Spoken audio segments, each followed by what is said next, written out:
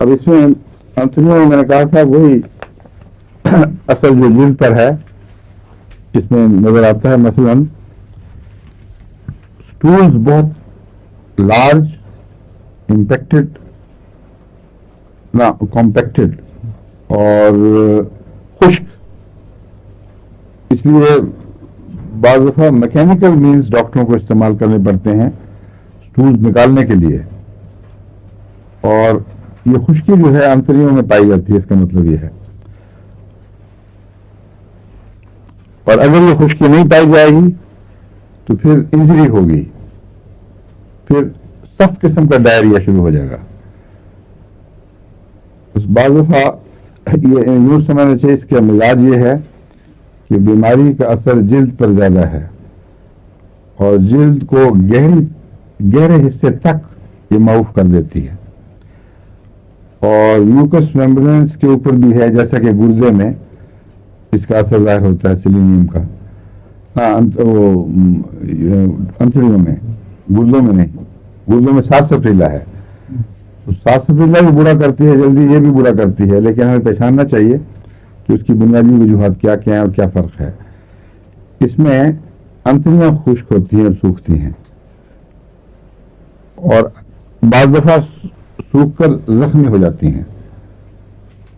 حالانکہ جلد میں زیادہ اس کے زخم نہیں ملتے، وہاں ڈھیلا پن اور لٹک جاتی ہے.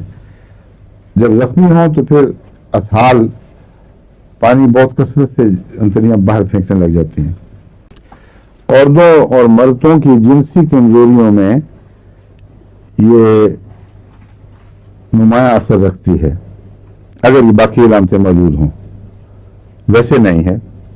جو آواز کا اس کا کھویا جانا یا کم ہو جانا وہ بھی عمومی خشکی جو جلد سے شروع ہو کر اندر کی طرف جا رہی ہوتی ہے اس کے اثر سے ہوتا ہے. ایک علامت کی کچھ سمجھ میں آئی، وہ اس کو سفلٹک سورائسس کا نام دیا گیا ہے، جو ہتھیلیوں میں پایا جاتا ہے. تو عموماً تو جلد میں صرف بڑھاپے کے آثار ہیں، اور یہ جو ہتھیلی کی جلد ہے یہ سب سے زیادہ ریزسٹنٹ ہے بڑھاپے کے آثار کو، سب سے آخر پہ جھریاں قبول کرتی ہے. اس میں بجائے جھریاں ڈالنے کے وہ بیماری جو جلدی بیماریوں کی علامت ہے وہ اس میں ظاہر ہوتی ہے. اور ویسے سورائسس نہیں، مگر ہتھیلی کا بڑا خطرناک، جس کو بعض ہومیوپیتھ سفلٹک سورائسس کہتے ہیں، یہ سفلس کی طرح زیادہ خطرناک اور گہرا ہے، اس میں سیلینیم کام آ سکتی ہے. اور کینٹ کے نزدیک کیوریٹو ہے، اس میں یہ صرف وقتی آرام نہیں دیتی بلکہ کیور کر دیتی ہے. نچلے حصے میں ٹانگوں پر کمزوریاں زیادہ ہو جاتی ہیں، چلنے پھرنے میں بھی دقت محسوس کرتا ہے مریض. اور تشنجی علامتیں اس میں ٹانگوں میں خاص طور پر جو مسلز ہیں اس کے نچلے حصے کے ٹانگ کے، اس کو کیا کہتے ہیں، کاف کو اردو میں پنڈلیاں تو پچھلی نچلی لیگ کے لیے کوئی نام نہیں ہے اردو میں، پنڈلی پچھلے حصے کو ہے نا مسلز. میں سوچ رہا تھا کاف کے لیے لفظ، وہی پنڈلی اس کو زور کہتے ہیں. نہیں، کاف کے مسلز کو پنڈلی کہتے ہیں.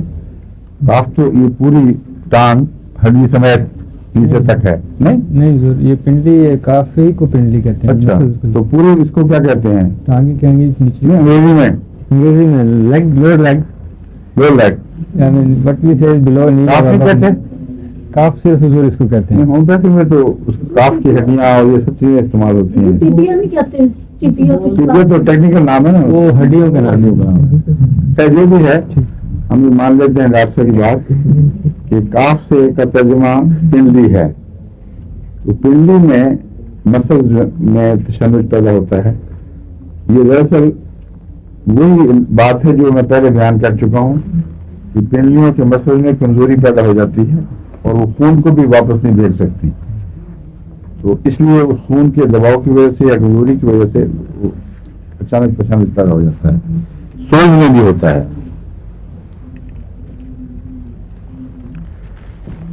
ایک نیند کی علامت ہوتی ہے، چھوٹے چھوٹے حصوں میں نیند آتی ہے اور پھر آنکھ کھل جاتی ہے. اس میں یہ بیماری زیادہ پائی جاتی ہے. اور کس دوائی میں نمایاں ہے وہ آپ کو بتا چکا ہوں میں, بھول گئے. فاسفورس, اچھا 1 منٹ رہ گیا. فاسفورس میں اگر بے وجہ رات کو بار بار آنکھ کھلے تو فاسفورس آرام دہ گہری لمبی نیند لانے میں مفید ہے. اگر بے چینی کی وجہ سے ہو تو آرسنک بہتر دوا ہے. اور اگر سارے جسم خشک ہو چکا ہے, کمزوری ہے اور وہ خشکی اندر ڈوب رہی ہے تو پھر یہ علامت اس میں سیلینیم میں بھی ظاہر ہو جاتی ہے. ٹھیک ہے, اور اب وقت ختم اور سیلینیم بھی ختم.